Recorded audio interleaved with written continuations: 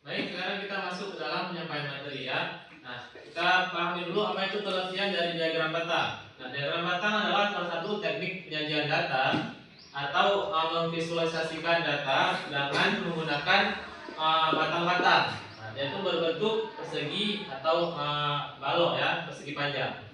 Nah, jadi setiap data itu nilai-nilai ini nanti dia akan berbentuk persegi panjang tergantung banyaknya data. Nah, itu ada kan contohnya dua. Kelas 7A, kelas 7B, kelas 7C.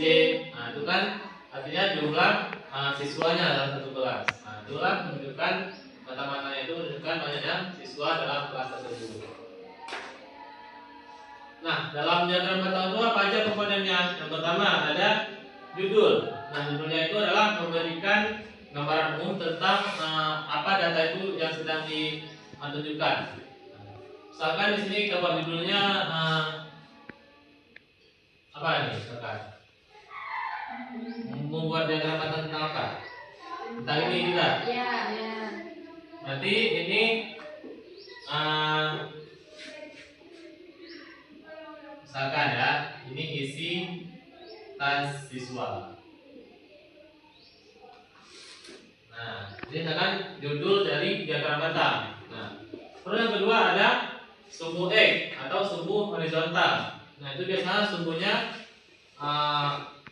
mendatar ya, panjang mendatar, biasanya disebut sumbu X. Nah, ini menggambarkan kategori atau label dari data tersebut atau namanya, nama dari barang-barangnya.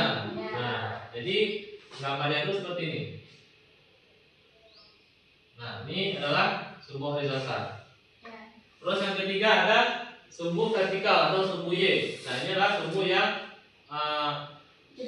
tegak. Nah, sumbu tegak. Nah, ini menggambarkan banyaknya ini dari nama-nama barangnya.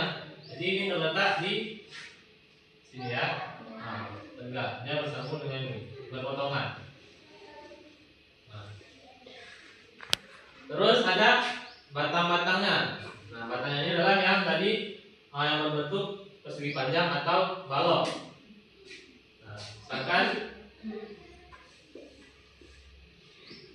ya kita lanjut ke skala dulu. Nah, skala ini adalah sistem yang ada pada sumbu Y. Artinya ini adalah angka-angka yang misalnya dari 0 sampai 10. Nah, ini adalah untuk mengetahui jumlah data dari balok-baloknya. Nah, jadi kita buat dari 0 sampai 0, sini 2, sini 4, sini 6, 8, dan 10. Nah, jadi skalanya adalah 0 sampai 10. Nah, terus baru kita gambarkan batang-batangnya. Misalkan dengan di sini. Kita tulis dulu labelnya atau nama dari barang-barangnya. Yang pertama ada buku. Nah, berapa banyak bukunya? 4. Berarti letaknya di 4. Nah, kita gambar batangnya setinggi 4.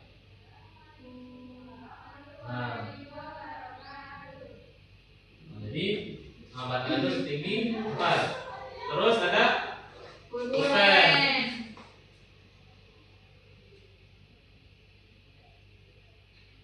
Nah, pulpen setinggi 2. Jadi kita gambar batangnya setinggi 2.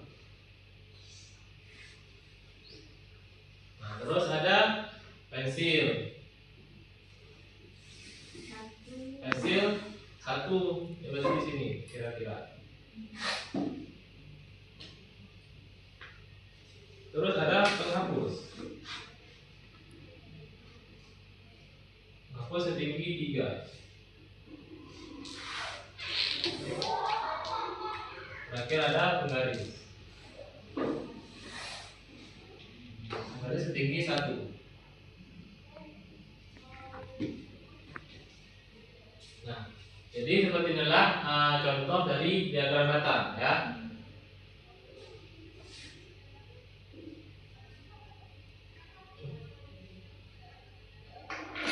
Nah, seperti ini ya. Ada misalkan ini contoh diagram batang yang lainnya.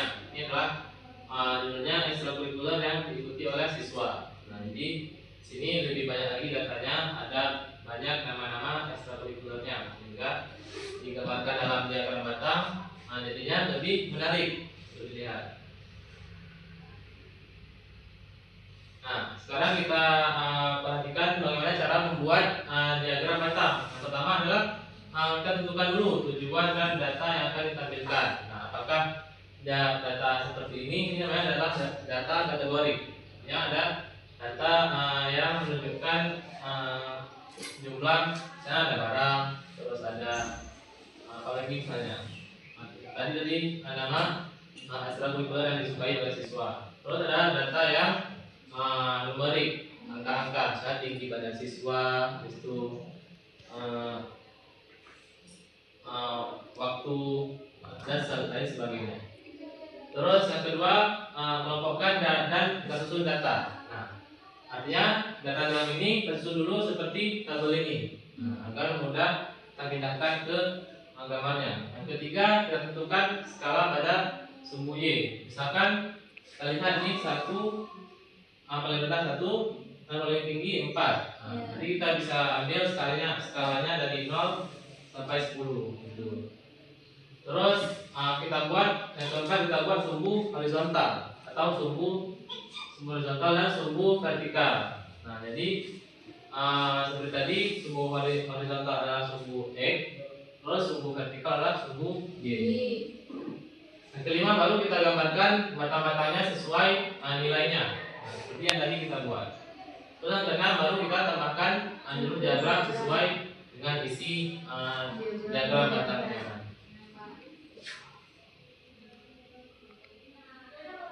Nah, sampai di sini ada yang ditanyakan? Saya, Pak. Ya. Berarti nanti tingginya itu nggak boleh asal, Pak ya? Iya, nggak boleh asal. Jadi tingginya itu harus sesuai dengan nilai dari data tadi. Nah, jadi nggak boleh asal kita meninggikan batangnya. Jadi harus sesuai dengan nilai dari data.